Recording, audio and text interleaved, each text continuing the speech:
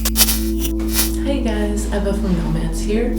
If you've ever experienced the loss of anyone well before their time, if you're into dreamy, sludgy, gothy, heavy music, or if you're an artist or musician curious about the DIY process of making a music video or making a song and recording it with little to no budget at all, this video and our latest song, Funeral Flowers, was made just for you. In this video, we're gonna go behind the music, what inspired our latest song, how it was recorded in our home studio, and some behind the scenes of making the music video, which was also something that we just did ourselves.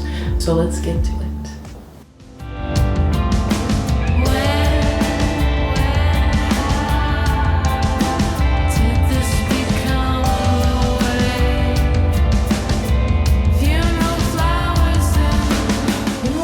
Was inspired by a string of deaths that happened in 1 year of my life a few years back. I had lost 4 friends throughout that year, all separate instances, and everybody was in their 30s.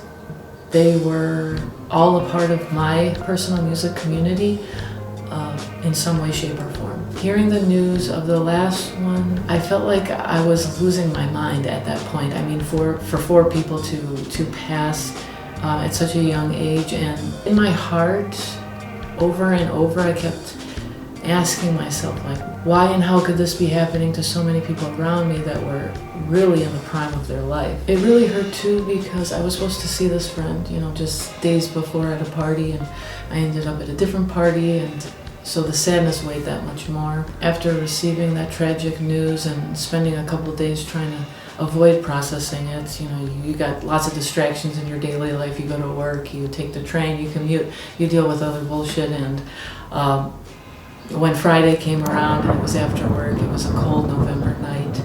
I remember it was really just crummy out, cold, depressing, as it can get in the Midwest in the winter time. And I had the house to myself, which also meant that I had all my thoughts and all my feelings to contend with all by myself as well. The way I navigate those things is through music, which a lot of people do. I picked up my Ibanez acoustic that my dad gave me like 15 years ago. That's how I started to write Funeral Flowers. I come from more of like a country, noir, Americana, folk musical background. I'm thinking like Angry Johnny and the Killbillies, Blacklisted era of Nico Case, Johnny Cash, and all that. But when I brought it to Phil, he darkened the chords a little bit and immediately thought something more like typo negative inspired would represent it better than the cowboy chords, for example, that I had. So I bring more of that style and aesthetic, and Phil brings in a little bit more of like the sludgier, the heavier, the metal aspect of our music. Phil, Ken, and I recorded the demo. I threw some scratch vocals on there, and the song kind of just sat for a while. I actually never thought it would become anything, probably because, it was so personal. It was very different, seemingly, than anything else we had done. I just figured it was going to just be just collect dust, I guess. But as time went on, I knew that the song had to be completed because I knew other people could relate to it. And I did care about it, and it just felt like it was the least I could do for my friend for that especially painful year.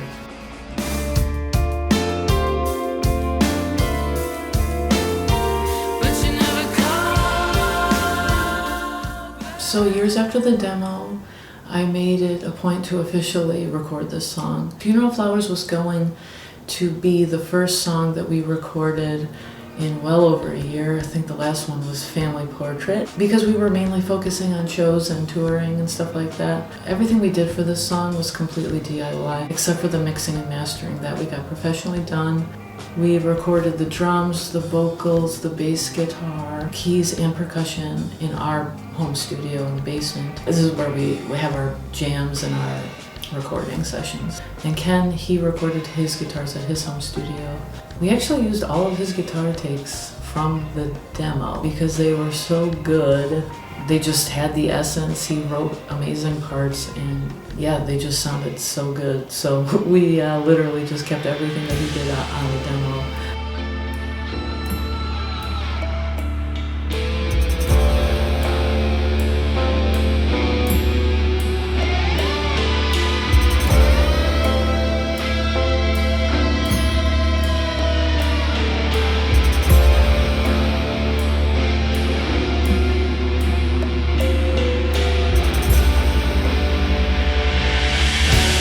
Phil recorded probably the toughest part, which is the drums, because there's so many parts to the drums, and it's not easy to record that stuff on your own. So we'll go down to the basement studio and show you all the work that he's put in, where he literally built this studio from the ground up.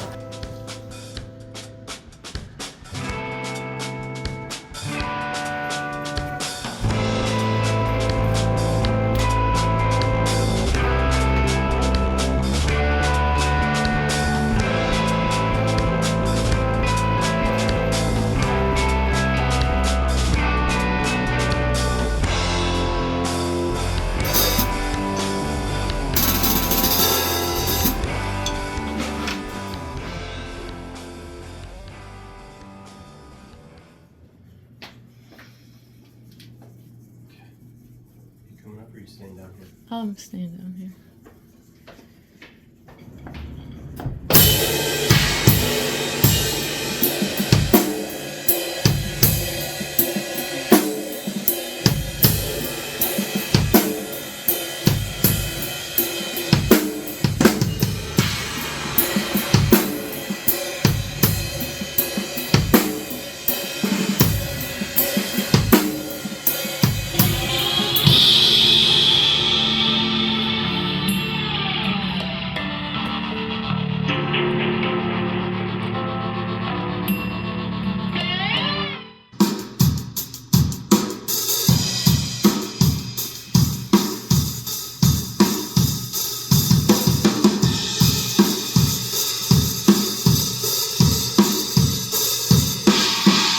Yeah, so Phil and I, we picked a tone for the bass. A little bit more on that from Phil. We rolling? Yep. Okay. Just a quick rundown of some of the fun of capturing bass tones for the song Funeral Flowers. Initially, Pete Steele was a big influence in a weird way on this one. He's always had a very distorted, just unique bass sound. And I have limited pedals and skills compared to him, but I don't know, we just had some fun. And we used Eva's P bass first and foremost, and just our initial tone, the Sans Amp bass driver DI got us definitely in a pretty nice ballpark. We're getting a fairly clean signal going into the computer, and then we're coming out of the Sans Amp and we're going through a whole series of pedals. We've got, I think this is from the 90s, the Big Muff Pi. It's pretty gnarly fuzz type tone, a lot of people know. And then maybe kind of an unlikely pedal, the Metal Zone MT2. Maybe not always thought of for bass guitar, but we're slamming the fuzz into the Metal Zone, and that got us a pretty gnarly Pete Steele-esque tone. And then playing around a little bit, throwing some chorus in there, also kind of a Pete Steele nod to Xoxo in whatever weird, demented way. Yeah, pretty cool. And then we're just running into Eva's Ampeg SVT6. And then if you want to go the other side of the studio,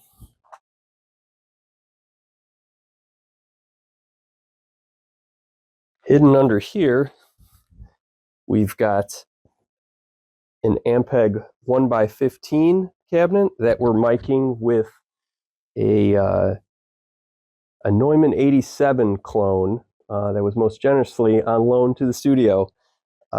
So yeah, blending some clean things with some gnarly things, and I think we got some pretty cool bass tones.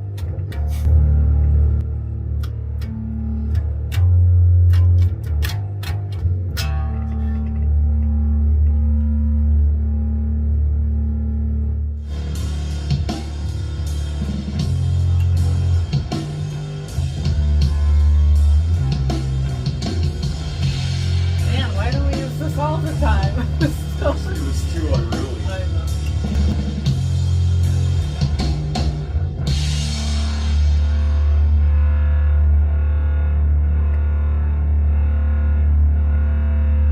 I like that. I like that oscillation. Literally just have it fade out. Yeah. I almost picture like a Yes, like a I did too. guitar. Yeah. I picture that too. The churchy chorus vocals of the bridge, the keys were pulled in from the demo, and all the guitars. Everything else was retracked for the new official recording. And then I threw down all new vocals. Don't come close to her, nor do I sound anything like her. But a huge influence for me, or should I say inspiration, is Ann Wilson from Heart.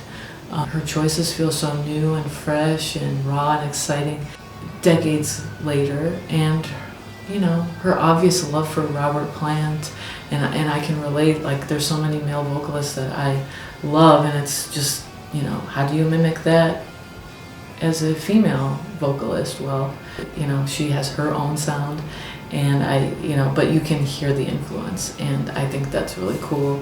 With this song, I pushed my vocals harder than I normally would. I didn't know where it would go, honestly, and that was really actually a lot of fun. Kind of just went along and rode the emotional swell.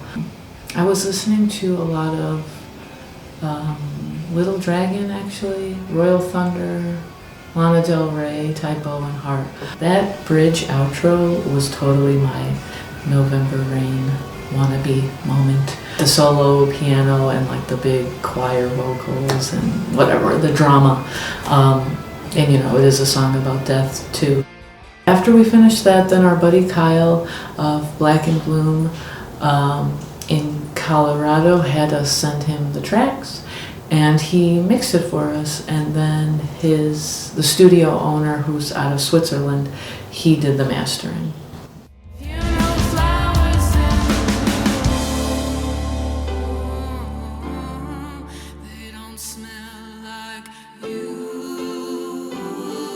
We recorded here, but we also filmed the video down here too. Right here, actually, in this corner. I really wanted to create a heavenly place. I wanted to be in clouds. I was debating on making like giant cardboard cutouts and a set, like building a set like that, kind of similar to Smashing Pumpkins' Tonight Tonight video or Hole's Miss World video. And then I thought clouds should be the main focus. I thought filming would be in our garage, but I decided to make a cloud wall, and this space down here just, you know, you gotta think of all aspects of how it's gonna look through the lens.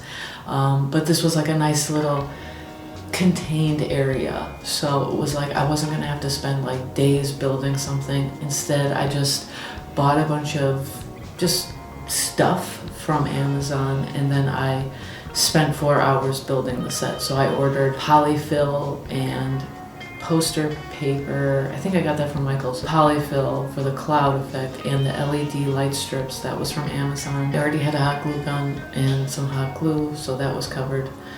Again, it was just a chilly Friday night with my dog in the basement, and I was just gluing puffy things to the wall. Though I burned the shit out of my hand a few times. It took about 4 hours to build and was super cheap. The other thing I had was fabric, just to kind of like line the walls so that you didn't see all the junk over here. And I have basic equipment to film. For this video, we used 2 phones, an iPhone and an Android actually.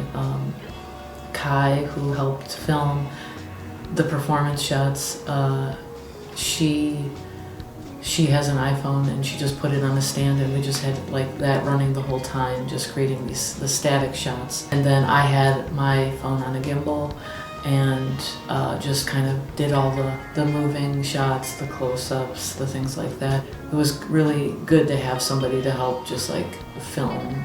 And Kai has an artistic eye too, and her phone is great. So we did that. You really can make a video with basic stuff. Your imagination and any kind of equipment. And I have to give a shout out to libraries, because public libraries, because A lot of this stuff you can check out for free. You can check out DSLR cameras, you can check out gimbals for your smartphone, sound equipment. You can even book time at a library, most libraries, and they have like all the video editing software. You can record music at a library. Like all those things are possible. You don't need money. You just need to be persistent or have a vision. And it's effort, so we'll put that there. The great thing about a music video too is that there's one massive advantage, which is you don't have to worry about sound. Sound doesn't matter because you're not performing. I mean, you're performing the actual song, but you're not recording a live take. So that takes away a huge aspect that is technical and difficult, and you don't have to worry about it. Yeah, so music videos, they can be incredibly fun, simple, and they give you a lot of room to do your own thing. This shot was filmed on a whim. Actually, this little head crown thing is just zip ties on a headband. They're spray painted black with gold tips. I have some cheapy lights, and we stood in front of my brother's abstract painting and just filmed in front of that with, you know, the lights moving, and sort of the way the light went through the zip ties was cool in my opinion. And I loved the look of that. So I asked Kai to move the light while shooting, and then I animated tears after, which I drew in Procreate and exported the animation as a GIF and just plopped it on in the video file. Just something different to break up the playing shots of us. The last scene in the video is Ken walking through the cemetery with his guitar. I actually filmed this for the Cough Cool music video. No reason, just thinking it would be cool, and I really love this cemetery a lot. But it didn't fit the video, so I save everything that I do on external hard drives. I don't throw anything away, which helped me here because I felt like there was something, you know, to add with this, and it was fitting for the theme. There was also this part here. I felt there was something visually missing, and I just wanted a little more interest, so I threw some of that footage here using a mask in After Effects.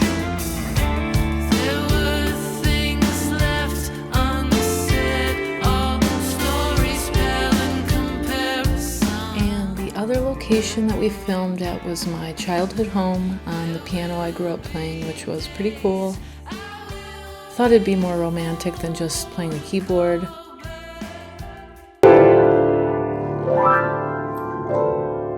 For editing, whenever you work with digital equipment, it looks like crystal clear. It looks too crisp, in my opinion. Yeah, I'm all about the cinematic look for stuff like this, the filmic look.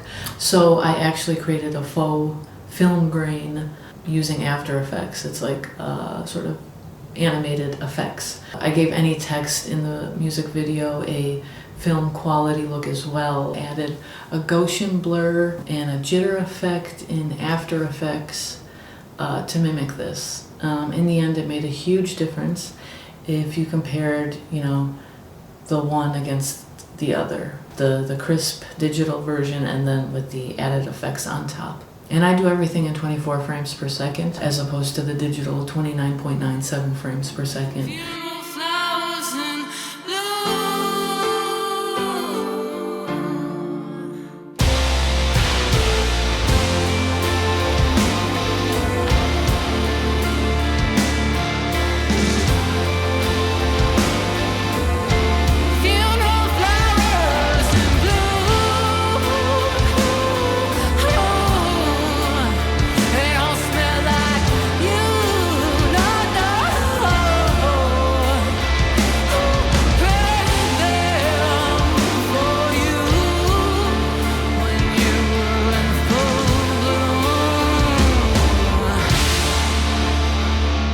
So that's that.